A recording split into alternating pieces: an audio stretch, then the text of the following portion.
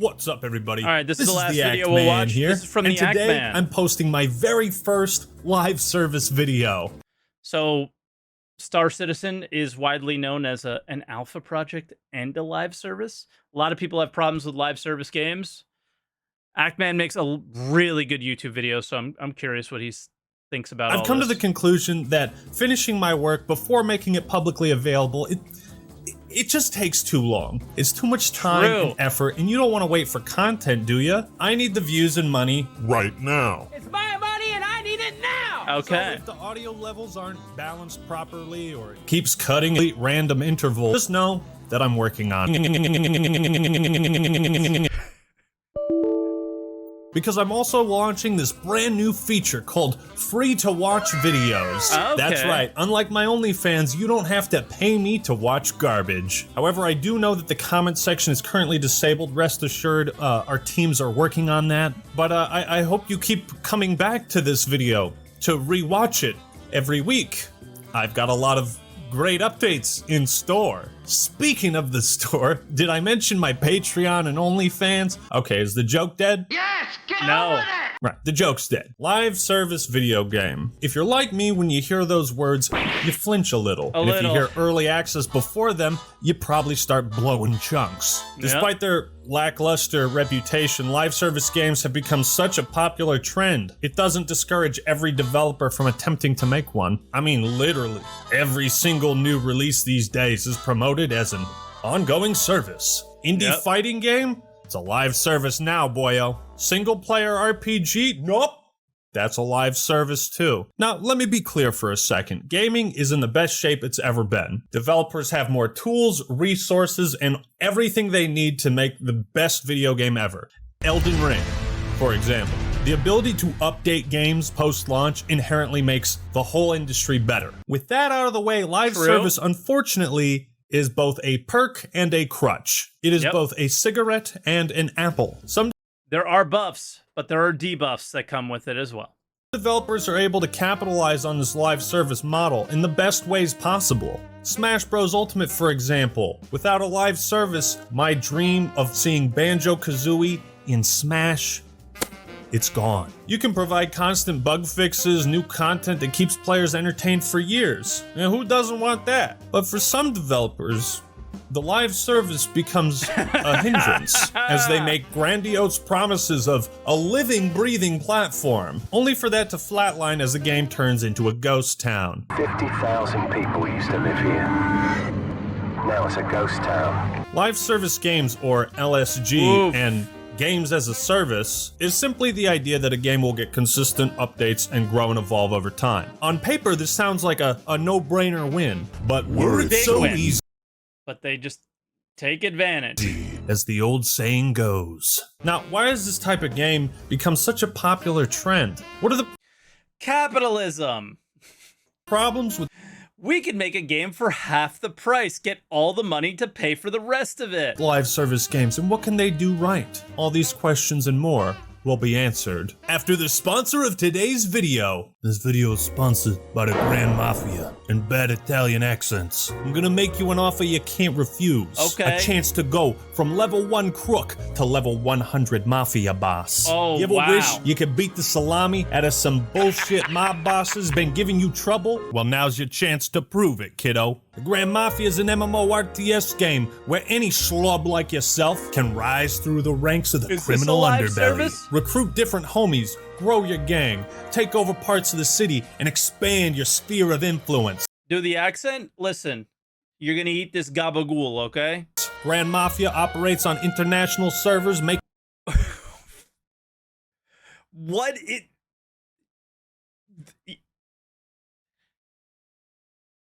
None of this is Mafia. Mafia operates on international servers. That was like Australian... Making plan with What? people across the ocean a breeze. In Grand Mafia, only one faction can control and govern the city. And you better believe you got competition. You can download and play the Grand Mafia for free. Go do it right now. Use my special code TGMActMan to obtain unique rewards and participate in the Golden November Anniversary event. It's a big event where all the crime families meet up on a giant cruise and, talk things over, if you Yeah. get my drift. Talk There's a bunch about of it. mini games and a brand new Enforcer Bone Crusher. And don't forget to participate in the H5 minigame where you could win fabulous prizes like a PS5, Amazon gift card, all sorts of things. Download the Grand Mafia today. Come join my family. Check the link in the description and pin comment. And thanks to the Grand Mafia for sponsoring this video. And now for something completely different. I kind of want to wear this hat for the rest of the video. Now, before I empty my bowels on the corpse of Anthem and other failed live service games, we need to know why studios shifted to this business model. Why do we go from horse armor to this? Yep. Well, it's not hard to understand if you understand business. It's money.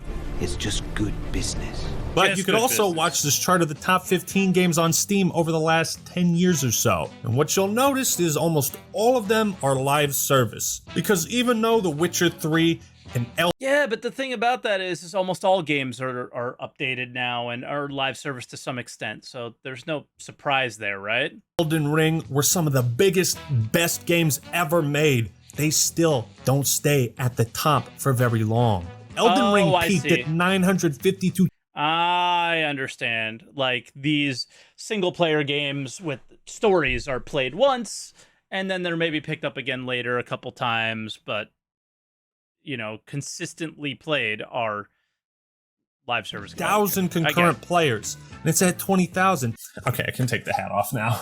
I mean, from 2012 to 2018, EA saw their company's value go from 4 billion to 33 billion. Activision Blizzard, 20 billion to 60 billion in the same time period. Both companies largely attributed this to their games as a service business model. LSGs have been around since the 90s with EverQuest. My first experience was in the early 2000s with World of Warcraft and everyone's favorite dating app, RuneScape. These MMORPGs with huge worlds and active player bases needed this kind of constant live support so that gamers would continue wasting their real lives building their virtual ones. You want to learn something new today, do ya? I'll learn you something. In 2003, on the original Xbox, the game Unreal Championship made history by becoming the first console game to get a post-launch update. According to one of the devs, work on this patch began roughly 3 to 4 weeks after the game shipped, and the decision to ship it came after reviewing the forums and hearing the feedback from fans about exploits that started to pop up. It's important to note that the idea of post-launch support, at least on consoles,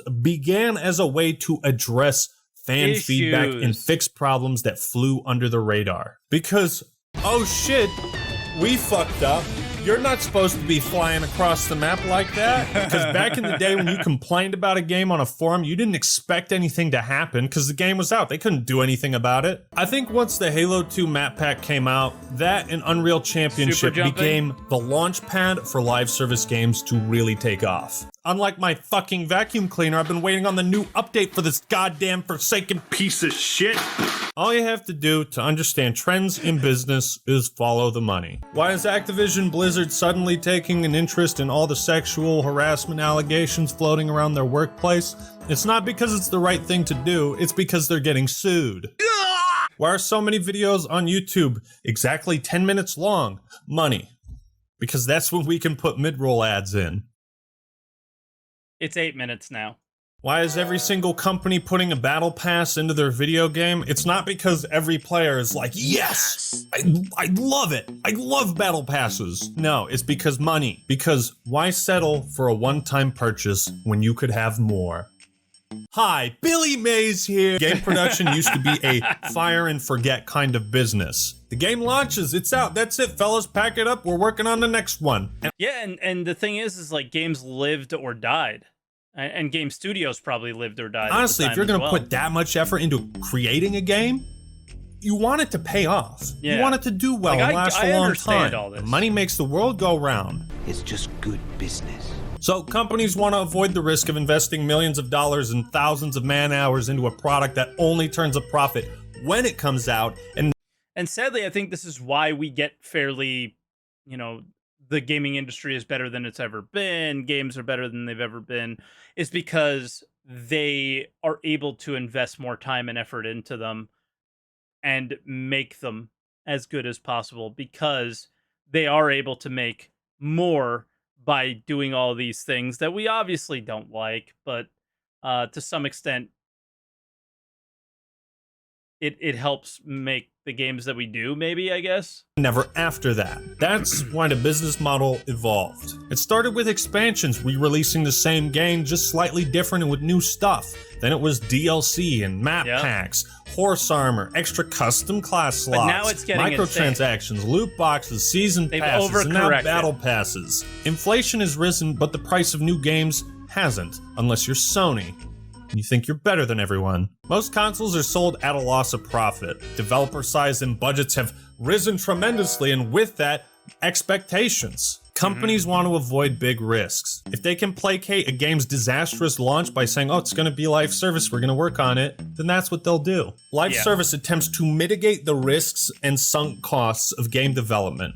Used to be, you bought a game, brought it home. If it was shitty, then it was just a shitty game, and that was it. But then one night, you find yourself just staying awake thinking, man, maybe Superman 64 wouldn't have sucked gorilla balls if it was a live service. Nowadays, you're allowed to release bad or poorly optimized video games as long as you say, well, it's shitty now, but it might get better. Said every developer of an early access survival game. Trust us, this one isn't a scam. I don't think anyone has the boomer hot takes that games were better when they were never updated. People that think that, that's what you look like, right there. In an ideal world, a live service would make every game better, objectively, right? I'd kill a man to get more maps in Mario Party 3. Live service experiences weren't so controversial when it was MMORPGs, but once games like Destiny, Fortnite, and Call of Duty started picking up the torch into the mainstream, well, that's when all hell broke loose. Updates, patches, and they also made insane amounts of money. And new content are essential to the live service business model. And it's become commonplace for new titles to have roadmaps, blog posts, video updates, interviews, hot fixes, new maps, patch notes, battle passes, seasons passes. We're taking out this character, we're putting that character back in. I think Jeff Kaplan showed his ass hair on camera at once saying it was going to be in Overwatch 2. And it's like, is the game finished yet? Can I have the fun? Is the fun now mine? The live service experience can easily get muddled and confusing to casual gamers. I already keep track of my bills, my insurance, and the decline of my physical well-being. I don't want to keep track of every update for every live service game. For example, when Halo has always had split-screen campaign co-op, and then one day it doesn't. And it's like, how disappointing was that? How disappointing was that?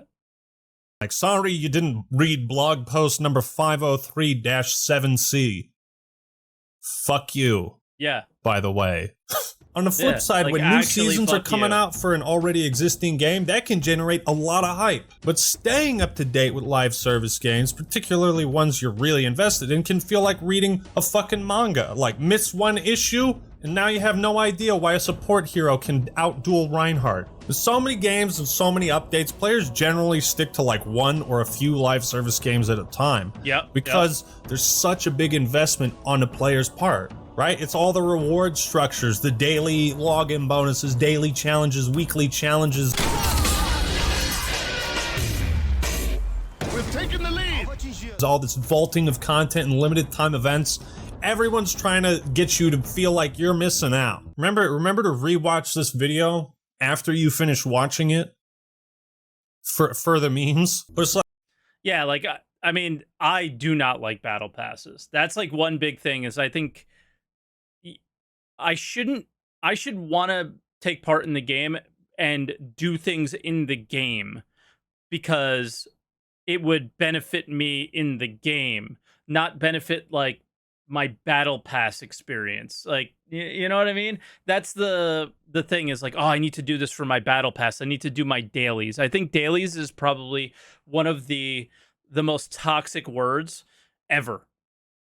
When it comes to gaming, I feel like you shouldn't feel like you have to log in. You should want to log in. Why do I want to log into games? Why are we not making games interesting and enjoyable to do on a regular basis? Like, I think one of the biggest problems is the leveling experience in MMOs is too short. Everybody rushes through it as fast as possible. And the you get to end game quickly, and then the end game content just kind of dies because you got there quickly. It wasn't this, man, I got to go in here and do this, and I got to work on that, and the experiences are enjoyable throughout. So it's like, are you really going to stay committed to the Vanguard grind when Modern Warfare 2 is out right now? There's probably people still playing Vanguard. What are you doing? What are you doing? What are you doing?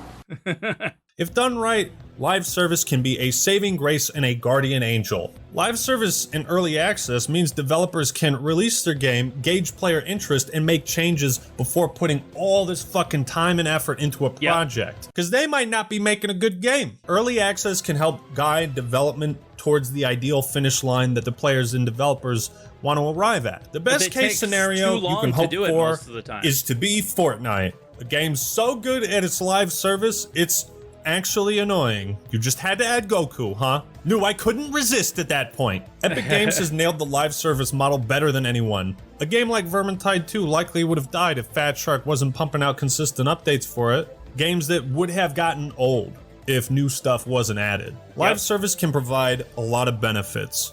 Most important among them, loot boxes, giving developers more than one chance to make a statement. It was an economic decision at the end of the day. You gotta cut the bridge when you realize you can't make a lot of money on something. This is what EA CFO Blake Jorgensen said after the company shut down Visceral Studios and canceled their single-player Star Wars game. These are the words why KOTOR 3 doesn't exist, because it had to be KOTOR Online. Why? How would a Star Wars single-player game not make money?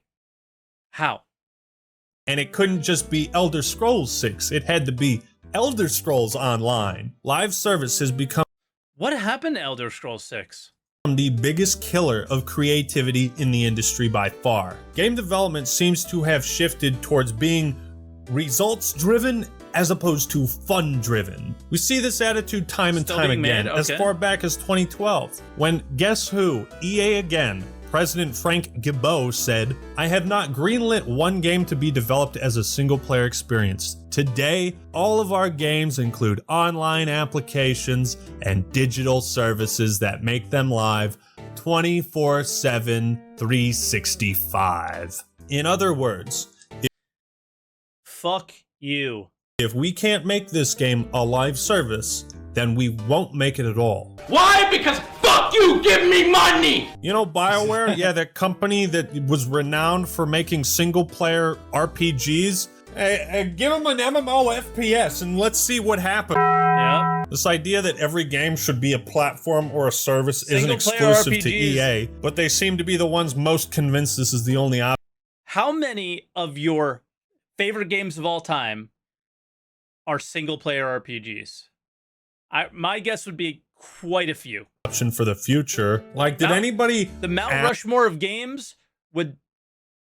Most of my Mount Rushmore would be single-player RPGs. Ask for Assassin's Creed to be live service. Like, isn't it enough that they already make the damn things once a year? Game development has been heading towards this homogenous blob where, like, every game looks the same. And its menus are the same, and the way you unlock things is the same. With co-op coming to Dead Space 3 and multiplayer rumored for Dragon Age 3, it seems that the idea of solo-oriented experiences is now dead to EA. As is variety, it seems. The inexorable march towards video games becoming one indistinguishable mash of gray sludge continues. Live service has radically changed the way sequels are produced, if they are at all produced. Right, Rockstar? Making new games is hard. So let's put all our eggs in one basket and just invest in that. Oh, what's that? We made $8 quadrillion?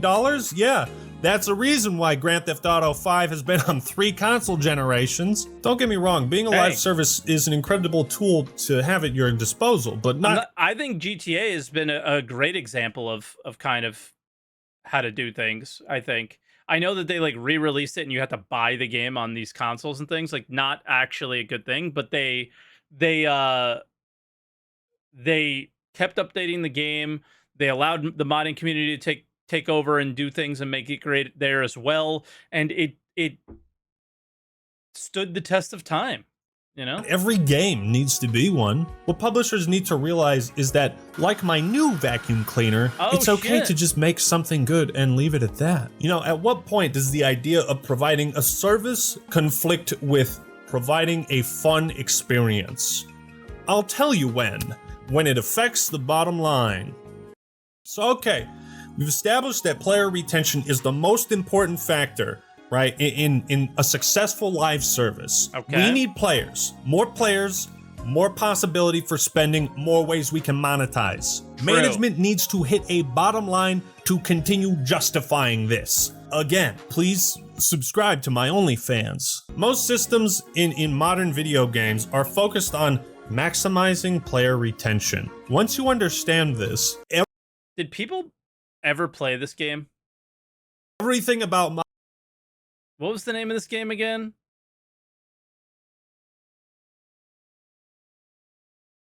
Division, yeah. Did people play Division? I enjoyed it when I played it, but it never felt like something that retained my attention. Okay, yeah.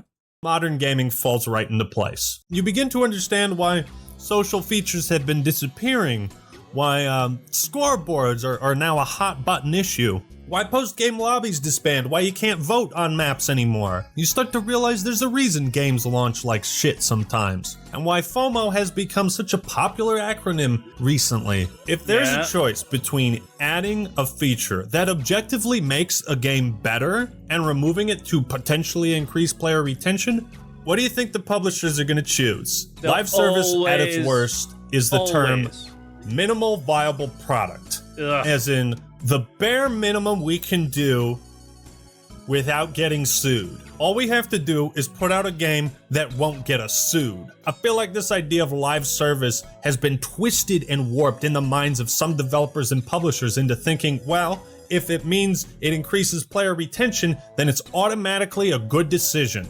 Yep. Not always. No. Developers like 343 might see the resounding success of Fortnite and Destiny, so they then try to copy what those games are doing without any regard for how it affects theirs. Same with all those shitty battle royales. Once one person does something really, really successful, then everyone starts copying them. It happens everywhere. We can't allow you to choose what color your armor is in Halo because that conflicts with the service we intend to provide through carefully controlled coatings.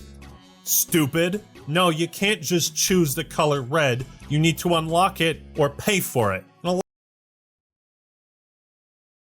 Interesting. Hi, Chris. A lot of examples, live service fucks with things that were already fine to begin with. When someone tells me their game is a live service, my first thought is, okay, so shit's getting cut. Instead of prioritizing a fun, rewarding progression system, companies instead bottleneck progression. So you could pay to get through that bottleneck. Monetizing it, making it as tedious as possible. Companies have fully tapped into FOMO culture of gaming, and now every major release is scientifically engineered by a group of computer nerds to be as addictive as possible. They've mathematically crafted games like Overwatch 2 to take 327 years to unlock every cosmetic. They have seasons, limited time battle passes, vaulted content. Get it now, it's in the store today, it's not coming back ever again.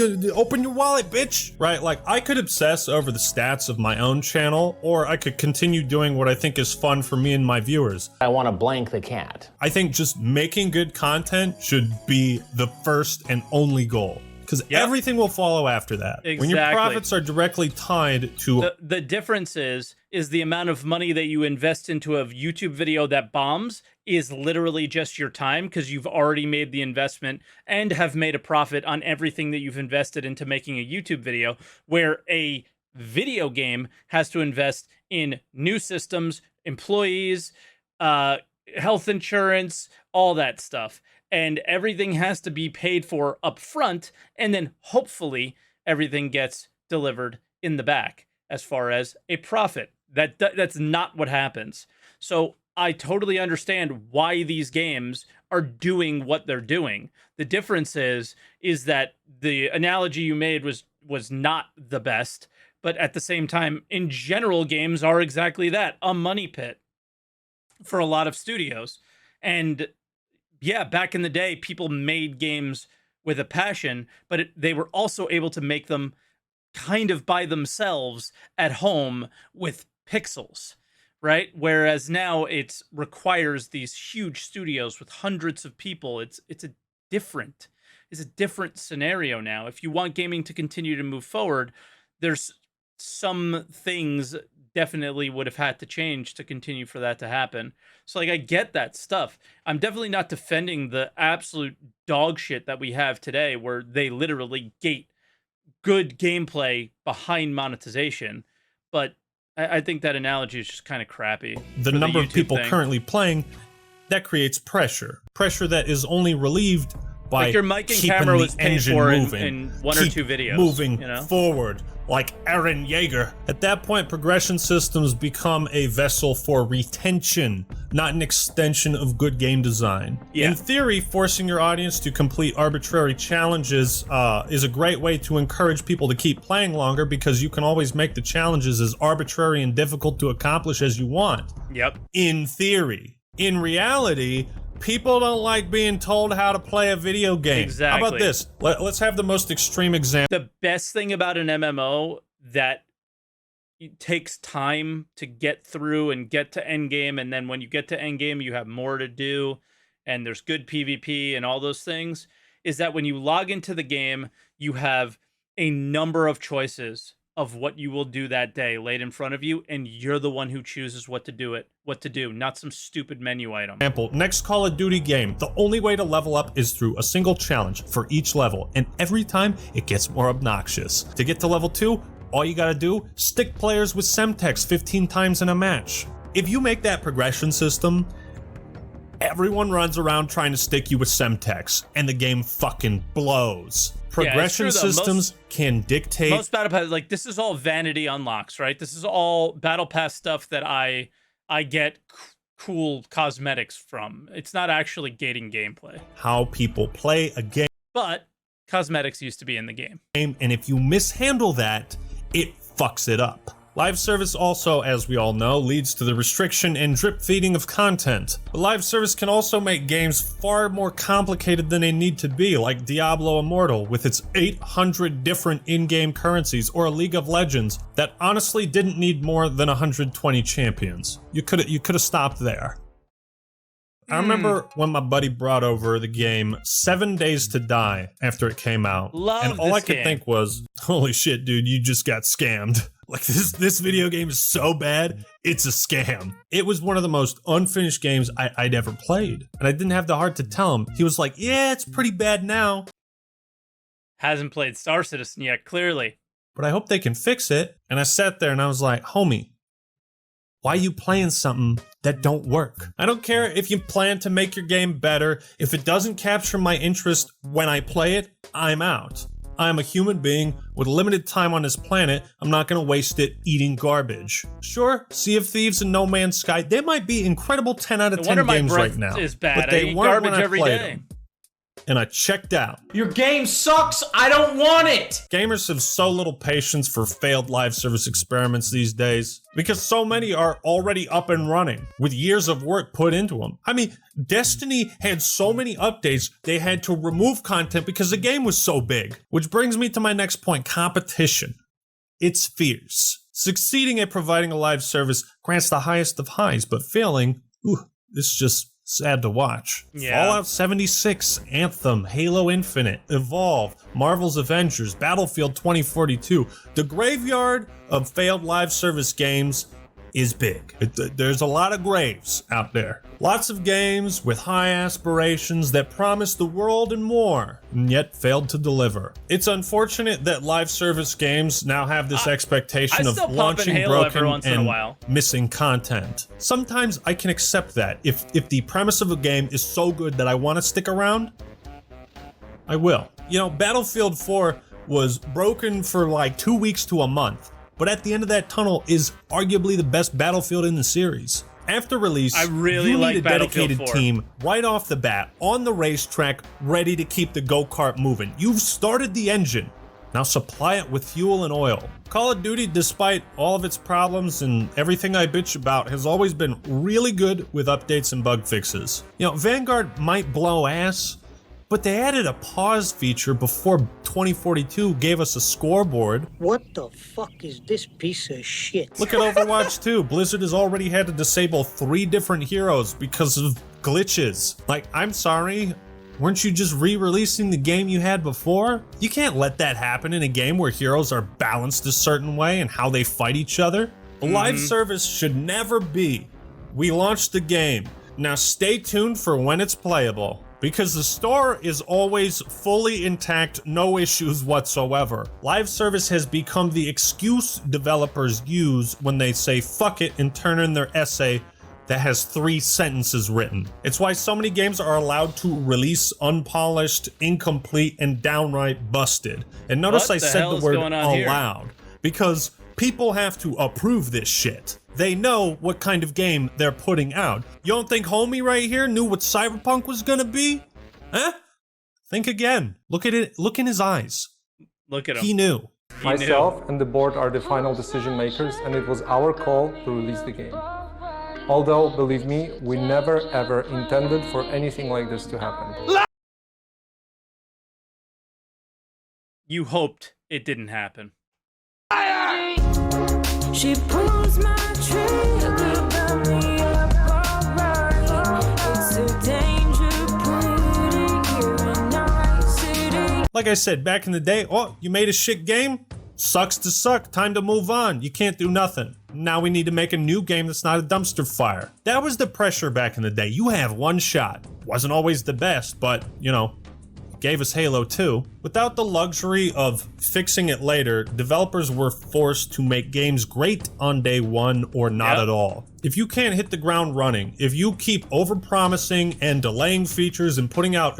How many games died on the cutting room floor back then versus how many games are trying to push the boundaries and do cool things now, though? Everybody's trying to push, but then someone tells them to stop pushing and deliver the game.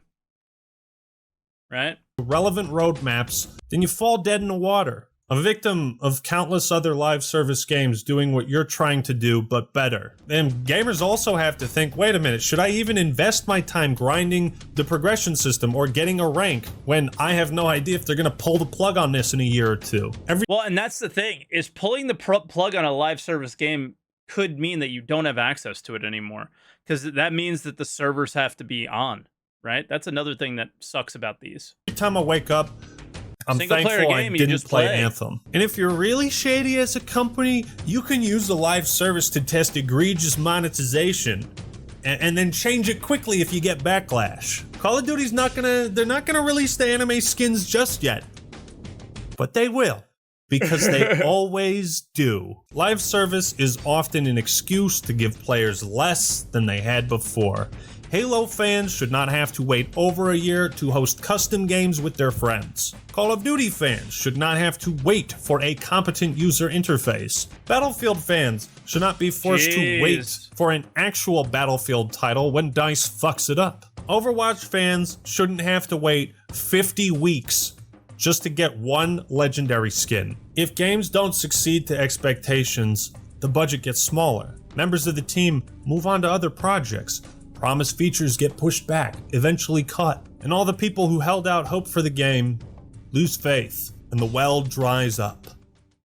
When a game turns into a live service, it can blur the line between when it's complete or still a work in progress. At what point should a developer stop updating and meddling with their own creation? League of Legends was once my most played game, but now, so many of the champions I used to love playing have been completely reworked. For better or worse, I can never play the old Galio I used to love. And that's another thing, the skin I bought for him, I didn't know they were gonna change the hero. You know what I mean? Now that skin isn't worth anything to me. Game Pass, Xbox Live, PlayStation Plus, Nintendo Online. Gaming as a service isn't going anywhere. No. Because it makes the most money that way. So while there are a lot of benefits to live service, There's most a games benefit aren't right able to there. capitalize on them. Instead, they fall into all too common pitfalls of getting too ambitious, releasing the game broken, having egregious microtransactions, and anti-fun design. Because if the game sucks, and everyone stops playing, then who's the live service for? So thank you all for watching. Hope you enjoyed the video. Leave a like if you did, and subscribe to TheActMan for more awesome content. And don't forget to check out the Grand Mafia. Get your Stromboni up in there. That's Alright, right. everyone, that's all I got for today. This is TheActMan signing out. Dude, thank you, man. That was cool. It was good. Just a friendly reminder of where we are today and where we were when we were a little bit younger. So thank you, Actman, and I'm depressed.